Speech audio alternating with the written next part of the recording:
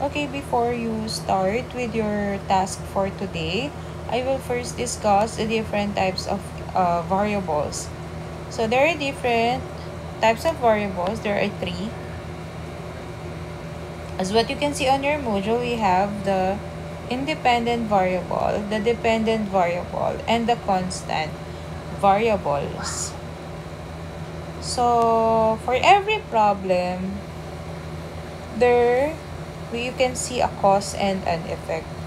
And we call that as variables, as what you can see here. In problem statement, we can see a cause and an effect. And that is the time that we call it variables. So in experimentation, we have three types. Yun nga yung sinabi ko kanina, independent variable, dependent variable, and constant variables. Always remember, when we talk about independent variable, these are the things that we manipulate or change in a study. Yun yung kaya nating manipulahin o kaya nating baguhin para malaman natin yung magiging resulta sa experimentation natin. From the word independent, it can stand on its own, meaning pwede natin siyang i-manipulate without affecting the result. Okay? But when we say dependent variable, these are the effects or the response to the change in the independent variable. So, yan yung effect. Okay? Those are the effect or the response from the independent variable. So, example, our problem is this one. How long must we cook the egg so that it will not burn? Sa Tagalog, gaano katagal natin kailangan lutuin ang itlog para hindi ito masunog? So, when we talk about independent variable, this one, pwede natin gawing independent variable the time it takes for us to cook an egg. So, yun yung magiging cause. Okay? So, ano-anong mga time ang pwede natin ibigay? We can make our own range of time. Example, we can have an example which is 1 minute. O, lutuin nyo yung itlog ng 1 minute. Then, next, 2 minutes. 3 minutes, 4 minutes, 5 minutes. So, those would be our independent variable. So, it's up to us what is the range of the time it takes for us to cook an egg. Okay, doon natin malalaman which among those time maluluto yung itlog na hindi siya nasusunog. Okay? So, nasa sa atin kung ano yung ibibigay natin. Yun yung magiging cause. Yung epekto naman dun sa independent variable, yun yung tinatawag nating dependent variable. Kaya nga tinawag na dependent variable because it is always dependent to the independent variable. Those are the effects or response to the independent variable. Okay? So, ang dependent variable, kung nakapag-set na tayo ng ating independent variable, which is the time it takes for us to cook an egg, ang dependent variable, o yung magiging resulta, yun yung appearance ng egg after frying for a certain time. Example, ang independent variable is to cook an egg for about 1 minute. So, ang dependent variable doon, yung magiging resulta. Kunwari, niluto mo siya ng 1 minute, hindi pa siya luto. So, ang resulta, uncooked. So, hindi pa siya luto ng 1 minute. So, you also have another independent variable which is, sabihin natin mga 3 minutes. So, 3 minutes, niluto mo siya. Ang epekto, ang resulta ay luto na siya. Well done. Ibig sabihin, hindi siya hilaw, hindi naman siya sunog. Okay? So, yun yung resulta ng binigay nating independent variable which is cooking in 3 minutes. Okay? Ang resulta ay yun yung dependent variable which is the appearance of the egg. If it is uncooked, cooked, well done, or burnt. In constant variables, these are the variables that do not change. We should not change it. So, we can focus on the cause and effect of the independent and dependent variable in our experiment. So, example, dun sa situation natin, para malaman natin gaano katagal nga ba ang kailangan nating pagluluto para hindi masunog ang itlog. So, ang constant variables doon, kunwari, you have 1 minute, 2 minutes, 3, 4, and 5 minutes. Ayan. So, gagawin mo siya, lulutuin mo yung itlog ng 1 minute, 2 minutes, tapos may mga resulta, yun yung dependent variable. Ang sinasabi natin constant variable, yun yung hindi natin dapat baguhin. Ano yung mga dapat hindi nababago? Syempre, yung pan. Yung pinaglutuan natin, dapat same or pare-parehas dun sa iba't ibang time. Ayun. Para hindi magbago yung resulta. Hindi siya maka-apekto sa resulta. Dapat yung cooking oil o yung mantika ay pare-parehas lang din. Para yung resulta ay makikita talaga natin. Okay? Kasi syempre may mga ibang cooking oil mas madaling masunog.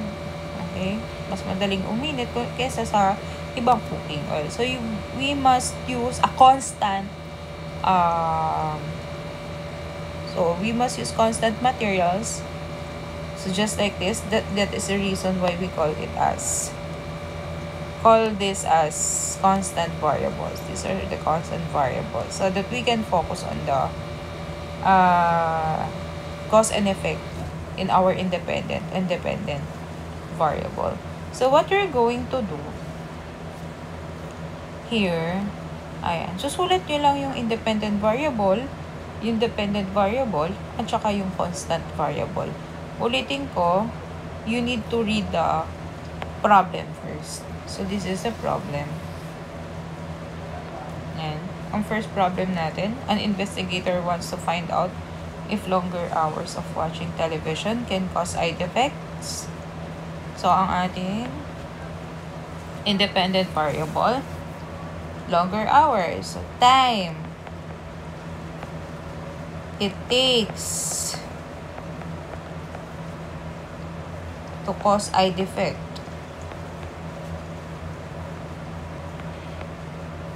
So, magsiset ka ng time. So, nakakadepende sa'yo kung anong time. Example, 18 hours.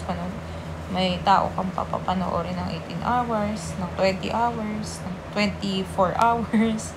So, non-stop. So, which among those persons would develop eye defect? Ang dependent variable natin ay yung effect of watching TV.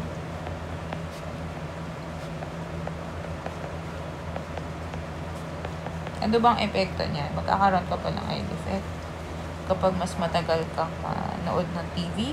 Ayun. Constant variable, siguro kailangan same type of TV. Okay.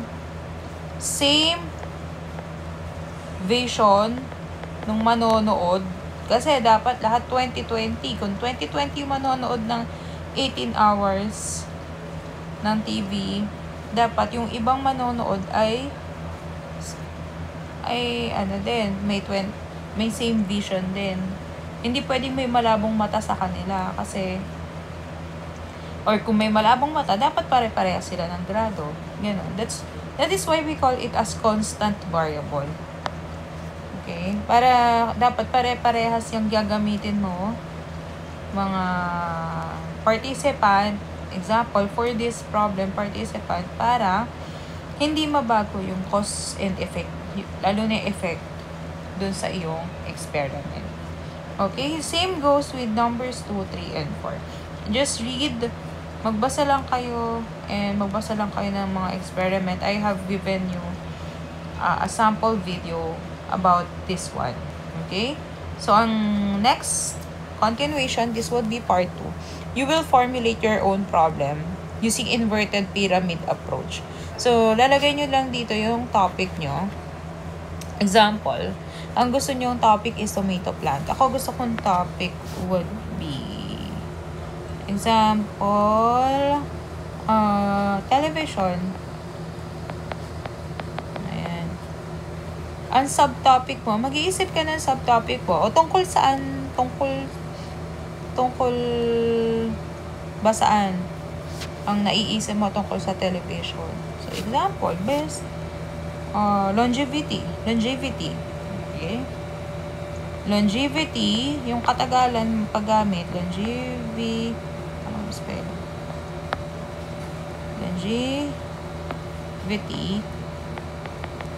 of television. Gaano siya katagal pwedeng gamitin? Kung ano yung mas matagal. So, yung problem natin or background information and observation, so, pwede nating sabihin, so, yan, factors. Factors that affects the longevity of televisions. So, ano yung may mga bagay na nakaka-apekto para tumagal ang TV? So, di ba, pwedeng may mga naisip na tayong sagot, but we should first formulate our problem and our problem statement. So, what are the effects of usage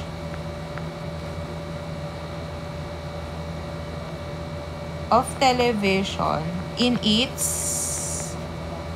longevity? So, kunwari, so, gagawa ka na ng problem dyan. Kasi gusto kong malaman, ano nga ba ang nakaka-apekto sa katagalan ng buhay ng television. So, ang tanong ko, ano nga ba ang epekto ng paggamit ng TV para makatumagal ito? Okay, so pwede kayong gumawa ng sarili nyong topic.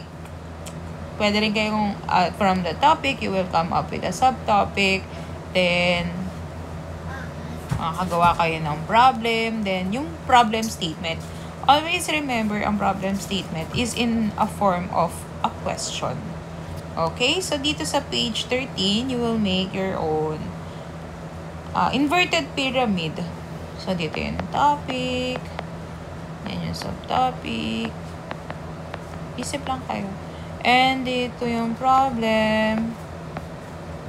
And ano to? Problem statement. Yung na siya, question form. And do not forget to answer the following questions. We have 3. So, what is the independent variable? What is the dependent? What variables must remain constant in your problem? Okay, if you understand the instruction, kindly heart this video recording or screen recording rather. If you have question, please like this video or this screen recording. Okay? So, thank you.